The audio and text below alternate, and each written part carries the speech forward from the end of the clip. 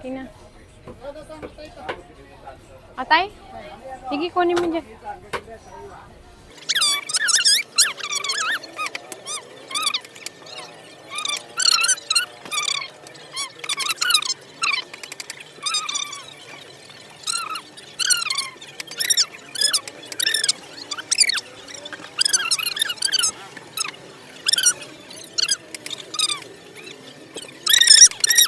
$5.70. Curry, chop-chop, bom-bom. Yung isa, tignan natin. Baka magkapaan naman tayo. $5.28 lang tong isa. O, pagpilian mo na. $5.28, $5.70.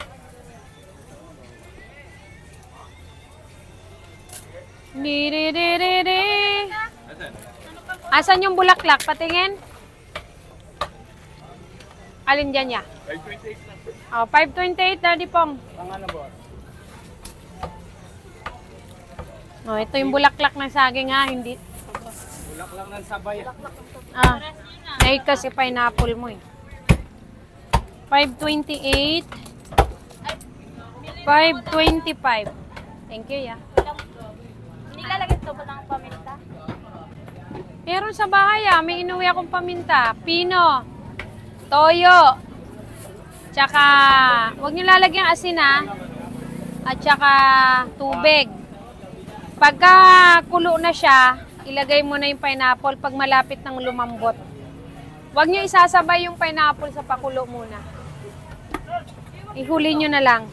Daddy Pogs.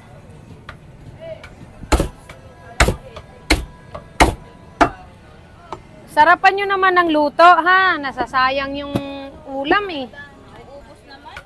Nauubos naman. Nagtsatsaga na lang yan. Ang daming nasasayang. Oh. Kaya nga. Oh, wait lang. Teka lang. Ah. Oo. Akin yung dulo ng pata, yung may kuko ha, yung may paa. Oh, magkano yung pera mo?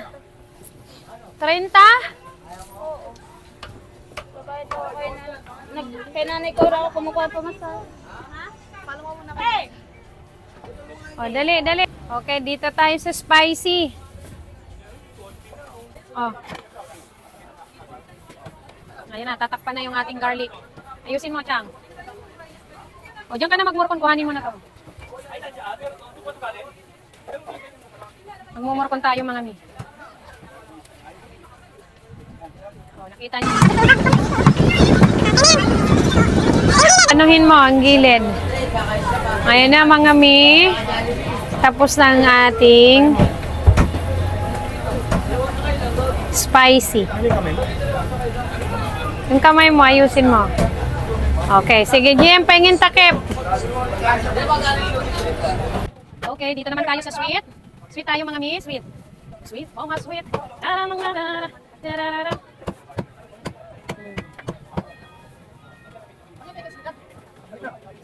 Yung ano?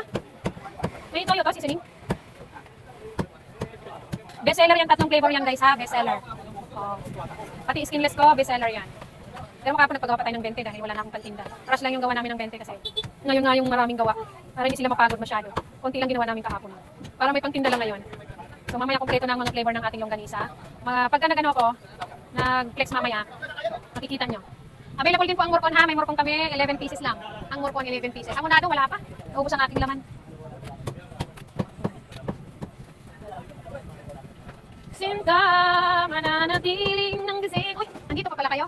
Kain tayo si Charon. Ako, kakahiglat ko. Gusto ko sana magmunggo.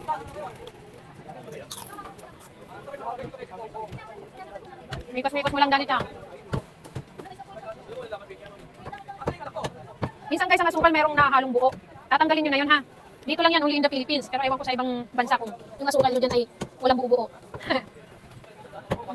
Sa Philippines, may buo-buo ang asukal.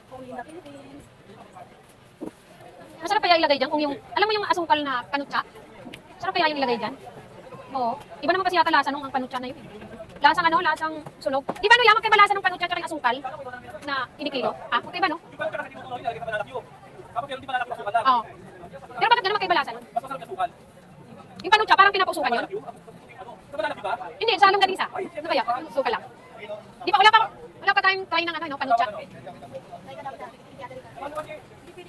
Hindi pa na-try. Oo nga, bibili. Ano, hindi. Okay lasa nun.